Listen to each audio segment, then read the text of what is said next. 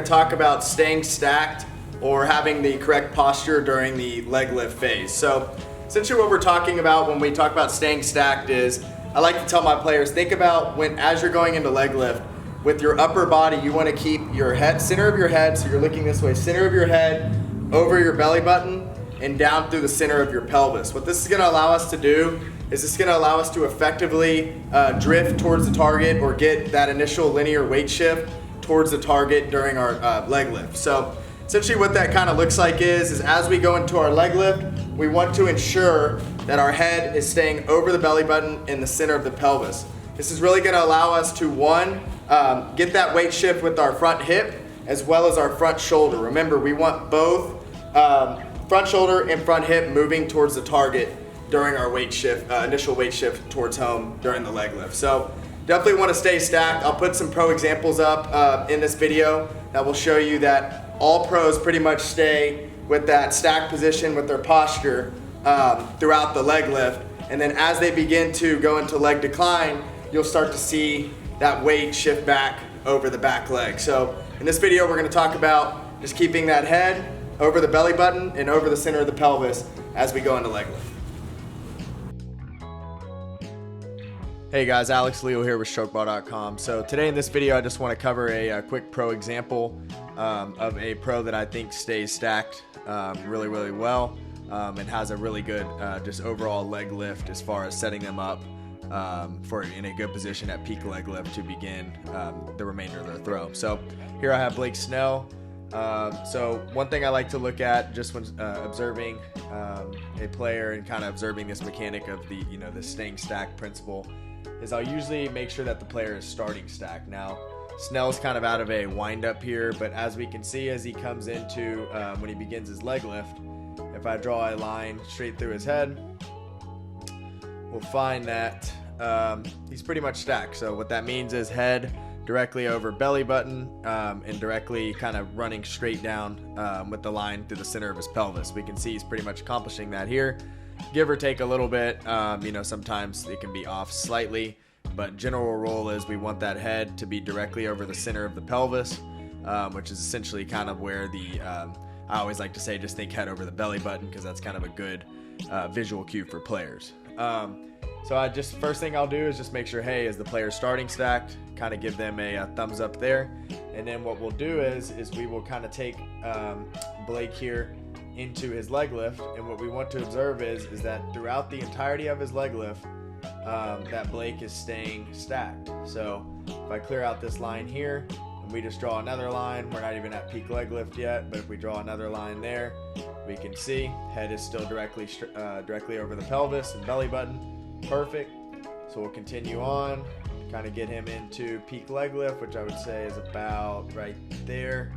And I'll draw another line here. And we can see again, Blake is still, in this case, stacked and directly over his pelvis. What we don't want to see, and what I see oftentimes with a lot of guys that really struggle with getting the weight shift or linear initial weight shift towards home or the drift, is we'll see a guy that oftentimes dumps their weight back towards second. So oftentimes when you see that, you'll see a guy where his shoulder tilt gets super steep. The lead shoulder kind of takes a negative move towards second and really kind of throws the pitcher off balance. It's going to make it impossible for them to get a productive weight shift towards home, and really just kind of mess with overall how the pitcher rides the slide or uses the slope of the mound to their advantage as they go into leg decline and into drive phase. Another thing we'll see sometimes is we'll see players that dip forward. Oftentimes if you see a guy doing that, they're going to kind of have a rush delivery.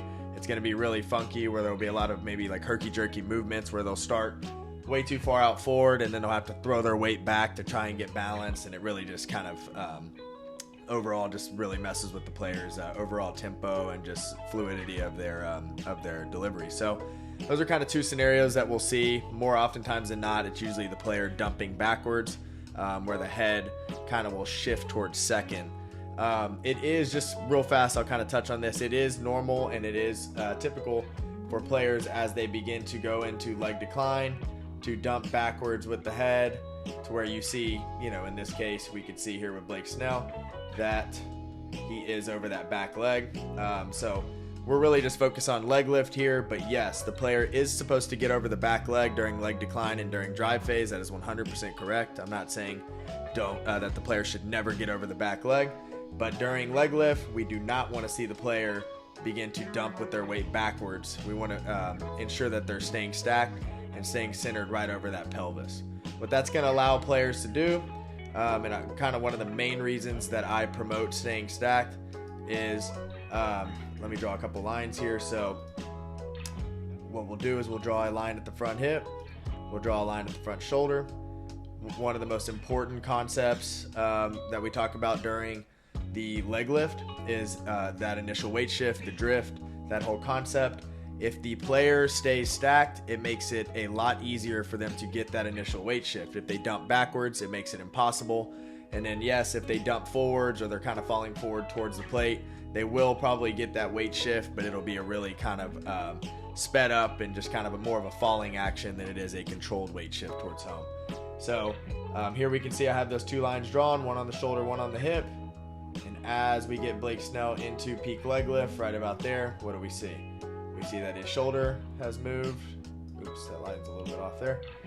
We see that his shoulder has moved forward, so he has a good positive move there. We see that his hip has moved forward, so we can see in both cases here, we have a positive move here with the shoulder, positive move here with the hip. Perfect. So he's gained ground. He's generating that linear energy towards home. Exactly what we want to see. So here's just a quick video pro example I just kind of wanted to cover here. As we can see, Blake Snell does a great job of staying stacked, keeping that head over the center of the pelvis, which is setting him up perfectly as he begins to go into leg decline, into the drive phase, to shift that weight backwards and really get over that back leg.